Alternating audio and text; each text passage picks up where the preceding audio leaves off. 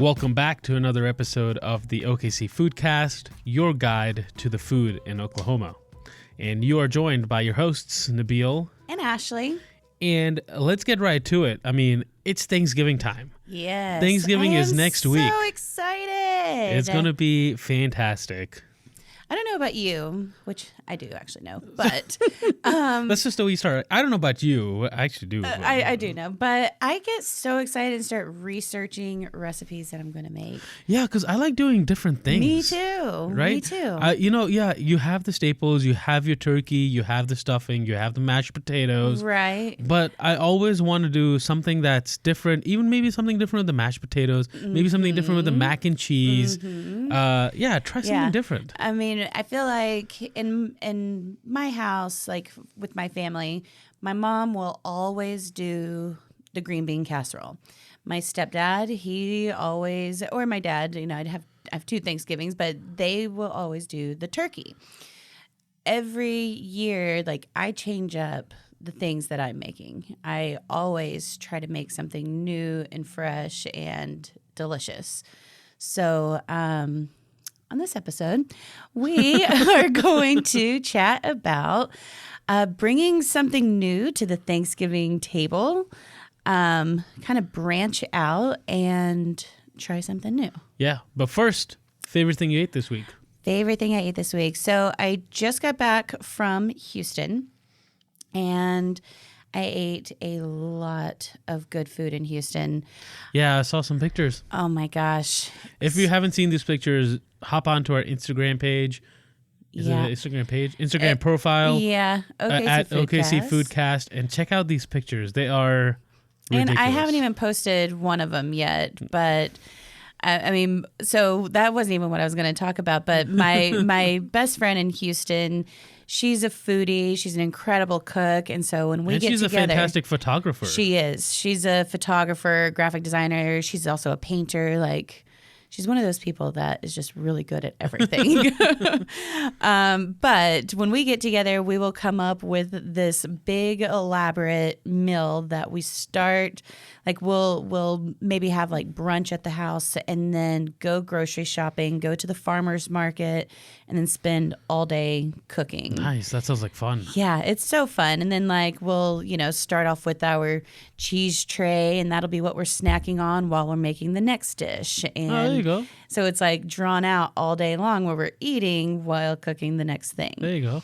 But that is not my eat of the week. It could be. But what I haven't posted about, we went to this restaurant called BB's in Houston.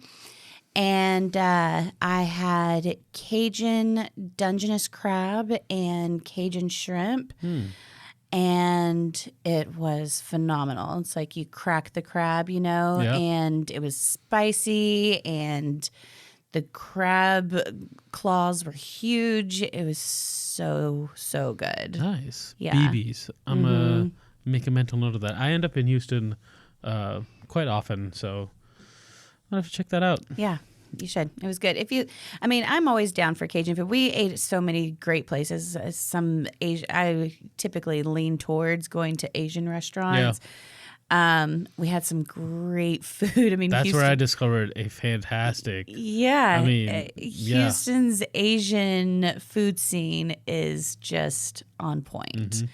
But they also have great Cajun food. So it was good. Yeah. Yeah. That sounds good. What was your eat of the week? Mine was, and we've talked about this, I think maybe an episode or two ago, we were debating when brunch was. Yeah. Hall's Pizza Kitchen. Okay. So, after talking about that. Did you have the burrata? Of course. You got to have the burrata. You have to start with the burrata. So the funny thing was the people that I was with, none of them had Hall's. Really? And I was like, okay, guys, you got to... One, the pizza is fantastic. Just being wood fired, the dough, the pizza, it's just great. Right. And then I was like, have you guys tried the burrata? Because they hadn't had the pizza. I'm like, maybe they've had the burrata. They hadn't. And I was like, okay, we're going to get... And they were kind of hesitant. They were like, no, I think pizza's good. Because this is something that we're going to go pick up and bring back. We were playing games. Okay. Game night. Game night. It was a game day. Oh, nice. I think it was 10 hours. Oh, wow. Yeah, we started at That's 11 fun. a.m. And then taking a Halls break. What could be better than that? Seriously. Yeah. That sounds amazing. So we got a burrata to Mm-hmm. kind of share and them to try. And I kid you not, it was like, everyone took like the first bite and everyone's being nice to be like, all right, let's make sure everyone gets enough. Uh-huh. And as soon as that first bite was done, everyone's like, okay, how much more can I get? Yeah. When you said you got one burrata, I'm like, that was your first mistake. I know. Depending on how many of you there were. There were 5 of us. Yeah. Yeah, I you should could have gotten. In retrospect, I could have gotten more, but we had. We had pizza left over, so that was, But needless to say, there wouldn't have been any burrata left over. No, there was no burrata left over. But needless to say, that pizza, it's great. We got the Sunday brunch. Sorry, not the brunch. The Sunday lunch. Okay. Which is their brisket, potatoes, and garlic sauce. Ooh. It was really good. I've not had that. And Matt, which is their artichoke hearts, more of a vegetable medley going on in the pizza. Does it have like Kalamata olives? Is it like Mediterranean? No, it's not Mediterranean. It's got some pesto, I believe, basil, caramelized peppers and onions, whole milk mozzarella. Ooh, all right. That sounds good. Parmigiano Reggiano. It is a fantastic pizza. Also, then I got clarity on when their brunch is, because I know we were debating Friday, Saturday. Right. That's when we were talking with Dana. Yes. Food Fun Wonderland. Yeah, a couple episodes ago. Yeah. So if you want to go listen to that one, hop back a couple episodes after you finish this one. And their brunch is only on Saturday. Okay. Until about 3:00. Okay. So nice. Gold. Yeah, and they had like the what was it? The oven roasted, fire roasted. What was it? The bagel. Yes, they have the wood-fired bagels. Wood-fire bagel. Yeah, yes. so they make the bagels in the same oven that they make the pizza. That's so cool. And that's just going to give the bagel a completely different flavor, right? It's going to be fantastic. And that's one of the main reasons I want to go there. Yeah. Is for that bagel. Cool. So, Halls, if you're listening, you want to send me a bagel? Just kidding. I'll come to you. I'll come to you. All right. So Thanksgiving right around the corner. That's right. So let's talk about some interesting dishes maybe we've made in the past or what you plan on making this year. I have kind of a list going. I have a list in my head. All right. I like to surprise you. I know.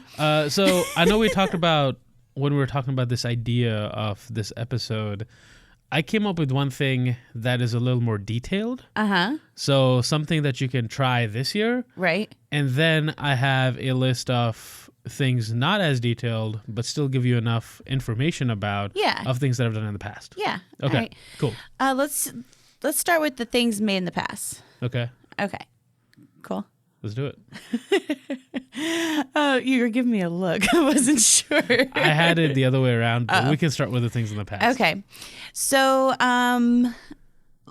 I last year did, so you know how we were saying change it up a bit, like a different take on mashed potatoes. So I made fried mashed potato balls. Ooh, okay.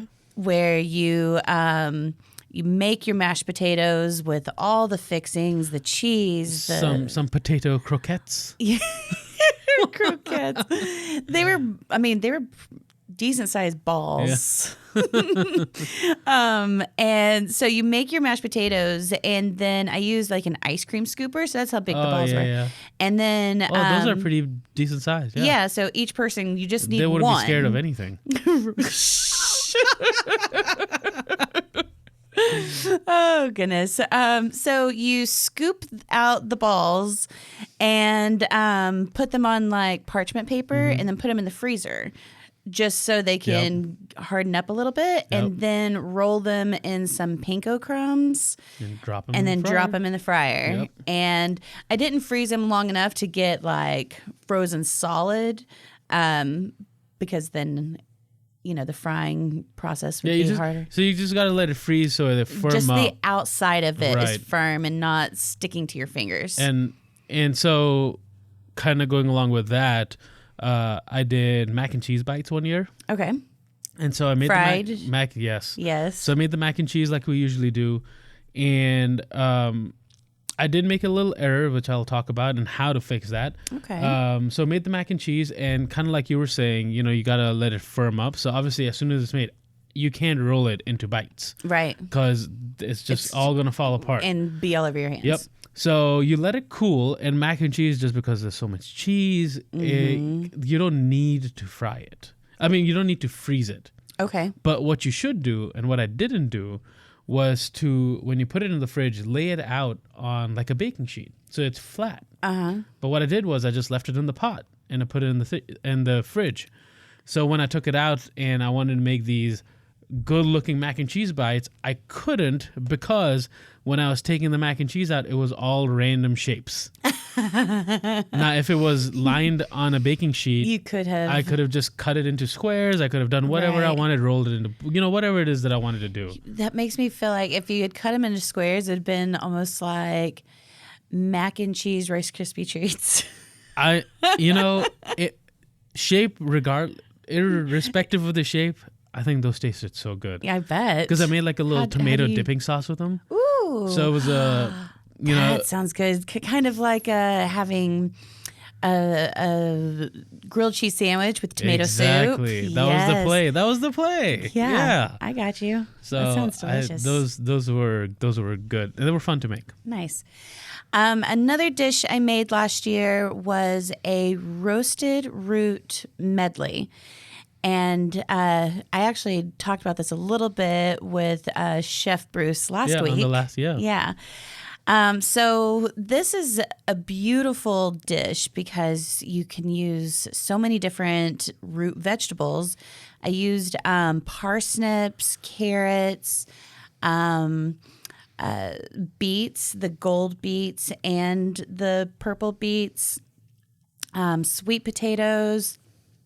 And basically, you cut everything up into like cubes, and the kind of sauce, what I tossed it in before baking was like honey and thyme and sherry vinegar with some fresh cracked pepper and salt, and then roast that until everything's soft, and then put it in a dish and then top it with pepitas. And so it was really, really pretty. I'm actually going to post that picture from last year because it was really pretty. Yeah, so you want to see what it looks like. Yeah. Instagram. Yeah, and just an idea for your Thanksgiving this year. Yeah. Do you have something else? I have one more thing. Yeah. I mean, tons of things. Okay, but go let's for it. short list, right? One thing that I made one year, I think this was maybe 3 or 4 years ago, maybe a little longer, were turkey quesadillas.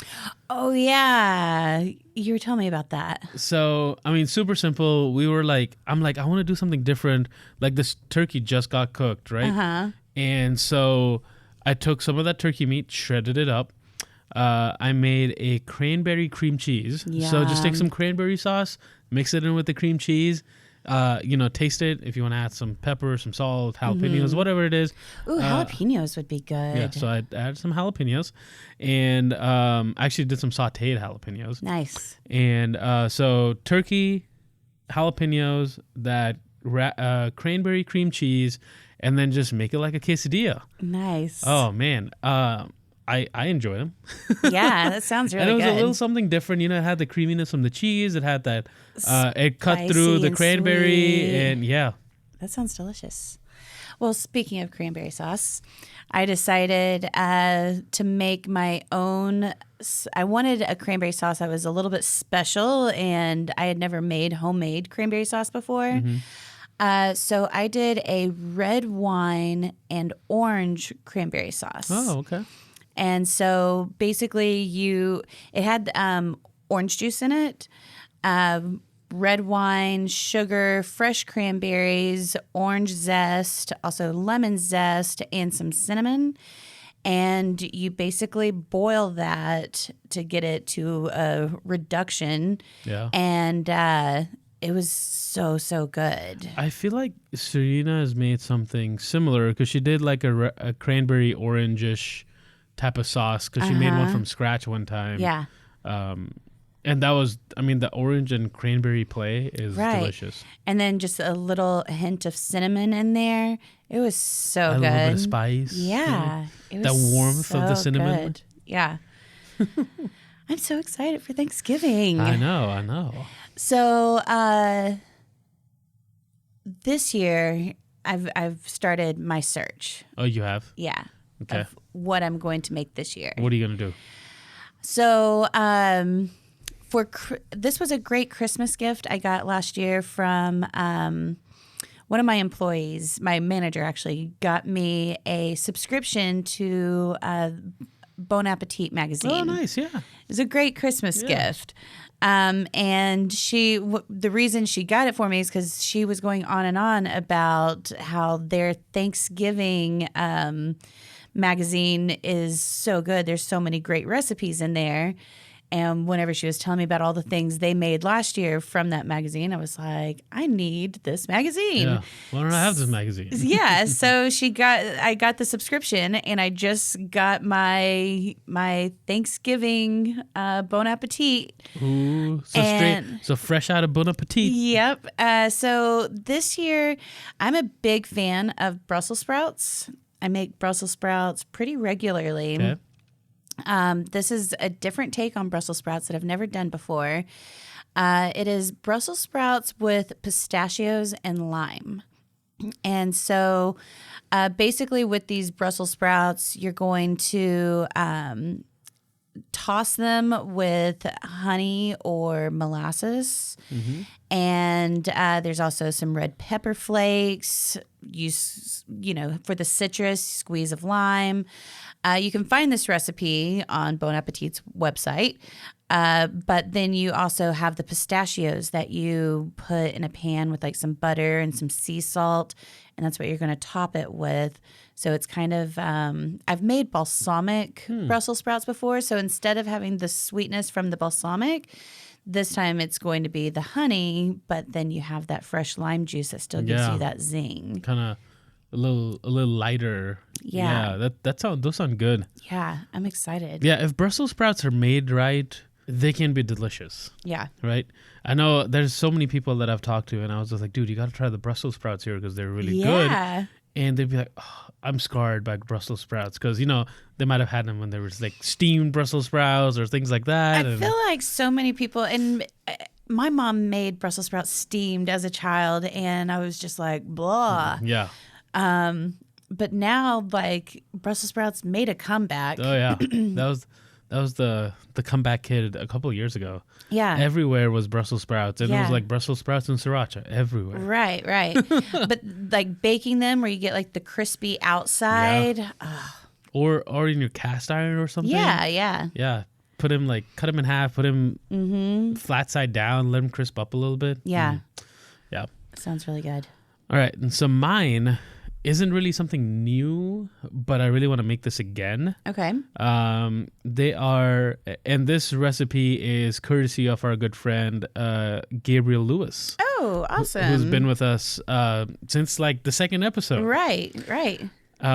So these are roasted grape crostinis with balsamic. Roasted grape crostinis. Okay. Nice. So you take some grapes and you toss them together with some oil and rosemary and then season with salt and pepper. Mm-hmm. Put them on a cookie sheet. Put them in your oven for about 10 to 12 minutes at 400. Mm-hmm. When the grapes are, starting to swell and they're cooking a little bit, add some balsamic vinegar to it. Ooh. And toss it back in the oven, but put it on the broiler setting. Okay. So you're really getting that heat on them. Yeah. When the balsamic starts to thicken, which is like 5-10 minutes, pull them out, let them cool. And while these are cooling, I think this is what set this off. Take some goat cheese and honey, some mint, and some lemon juice, and just whip that together. Oh, so you're mixing all that together. Yes. The goat cheese, the honey, the mint. And the lemon juice. Is the mint minced? Yeah. Okay. So, mince the mint. Okay. Yeah, that's funny to say. And, so basically you're just making like a compound goat cheese, essentially. Just sweetening it with a little bit of honey and then cutting it with that mint and lemon juice. Take your baguette, make crostinis. So you could either make the crostinis on the pan with a little bit of oil or toast them in the oven, whichever way you prefer. I like them in a pan because I feel like they give them a little more chew. Okay. And a little, and then not so crunchy. Not so crunchy because you can control a little closer That's how true. you do each one. Once those are ready, put on that beautiful goat cheese that you've made. Yeah. Lay on those grapes that are now, balsamic grapes. Yeah. Top with some microgreens if that's your thing. Some cracked pepper. Interesting. Topping it with the microgreens. Yeah. Okay, because I would have thought like garnish it with like a very small mint leaf. You can do the mint leaf if you want. It'll take that more into the minty direction. Right. And the microgreens will bring it more towards like the earthy. Right. So either way you go, these have so much room to experiment, right? Right. If you're like, ooh, I'm gonna put in some garlic in my goat cheese, go for it. I'm gonna put in this. I'm gonna add a little bit of spice, Yeah, you can have do fun so with much. it. Make it your flavor. Yeah. Have you ever made desserts for Thanksgiving? That is Serena's department. Yeah. And she makes this fantastic French silk pie. Ooh. Yes, that sounds is like good. a must. And she's like, should I just make one of these pies? And I'm like, you should probably make 3 of these pies. Is it chocolate? Yeah. My sister makes one. Is it chilled? I wonder if it's similar. Maybe. We should swap slices. Ooh, or whole pies. Well, my sister's going to be making it, so I'd have to bribe her to make. Oh, but speaking of which, She gets a pie in return, right? Well, Lindsay's, my sister is Lindsay. So Lindsay's Sweet Treats, she makes this time of year. She's so busy. People put in all their pie orders for Thanksgiving. Yeah. And so if you are not the type that like to make pies, you can order from Lindsay Sweet Treats. You can find her on Facebook. And they are very affordable. There you go. Delicious. Because you know what? A coworker and I were talking, and this was maybe a week ago. Pie Junkie has stopped taking orders. All right. Well, when this episode releases, this would have been 2 or 3 weeks ago. Pie Junkie stopped taking orders because they were booked.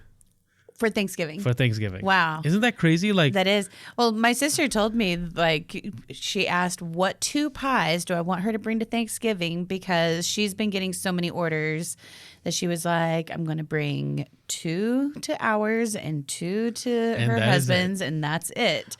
But she's still taking orders. So if you didn't get in time to Pie Junkie, Lindsay Sweet Treats. Early November. This was first week of November. I was just That's crazy. How are they already just to capacity, which is impressive. But you know what that tells me?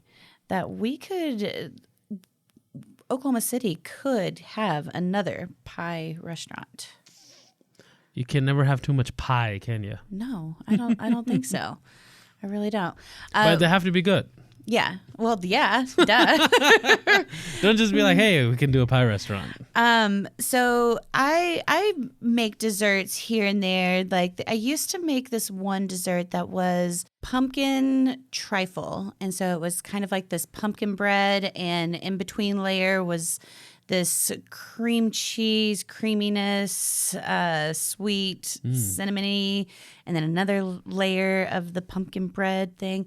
It's been years since I've made that. I always try to do one dessert. I didn't do one last year, but this year, and I'm asking about this because I've never tasted this before, and my boyfriend says it is his favorite pie and asked me to make it. And I'm a little nervous. What is it? Egg custard pie. Oh, I can see that being good. Custard's good. I love custard, but... Dakota Joey, custard, good. That was a Friends reference. Yes, I love Friends. I bet people caught that, hopefully. But egg Just don't make custard. Rachel's trifle. And don't put the sauteed peas and carrots in with the egg custard. Meat, good. Custard, good. It's egg custard. Like, I love custard. It just seems weird that it's just an egg custard. Might surprise you. Yeah. Yeah. Well, I'm going to make it. You know what? Next year, I think I'm going to put it on my calendar. Or if someone does, like, get your pie orders in early. Yeah. Especially for me, because I don't bake. And if Serena didn't bake, then I would be left without any dessert. Right. And so for people like me, that comes in handy. And apparently a lot of people feel that way because the good places, like they just, like your sister is saying, gets really busy. Pie Junkie already sold out. Right. Like it is, man, get it in. You got to have your pie on Thanksgiving. I know. The meal isn't complete. It's true. So true. So make your own pie, experiment, maybe even if it's just plain with egg and custard, which I feel like is going to be good. You know what you should do? What? Brulee some Ooh. sugar on top of that. Oh, yeah. And Look at that. What? Oh. Yeah, it would be an egg custard brulee pie. Yes. That would be delicious. Next level. That's right. Yeah. And bring me a slice. Okay. I still want to swap the French silk. Yeah, I'm down. I'm because sure she'll I'm make it again. wondering Yeah. if it's the same pie that my sister makes. It's my favorite of hers, and I'm not a big chocolate fan. Oh, because it's so light and it's still so rich. It's just really, it's really good. amazing. It just like melts in your mouth. Yeah. Maybe it is did- the same one. Maybe. I did see this recipe on Facebook that I considered doing, where it almost looks like cinnamon rolls, but they basically take puff pastry, or maybe I don't know, it's dough. They sprinkle cinnamon on it, and then they roll that and then cut it into slices. So it's all these little circular, looks like cinnamon rolls, and they mash that down, and that's the crust, and then fill it with the apples and cinnamon and sugar, and then they do that same thing with the dough where it looks like cinnamon rolls, and then put that, and they roll it out, and then they put that on top, and so it's so pretty. Can you picture that? Kinda. Yeah, I'll have to tag you in that video. It looks so cool.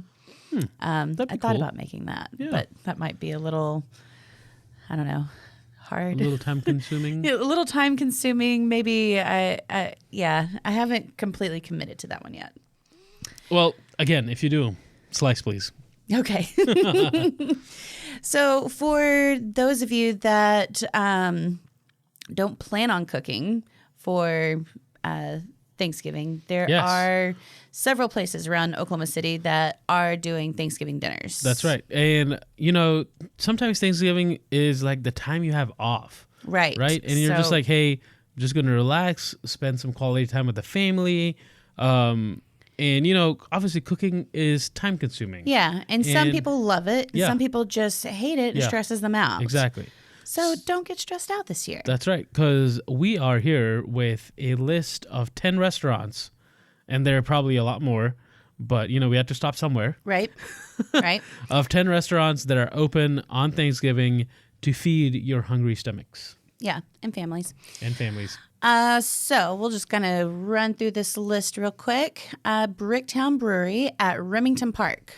Then Flint will also be open at the Colcord. If you haven't had food there, really good. Really, really good.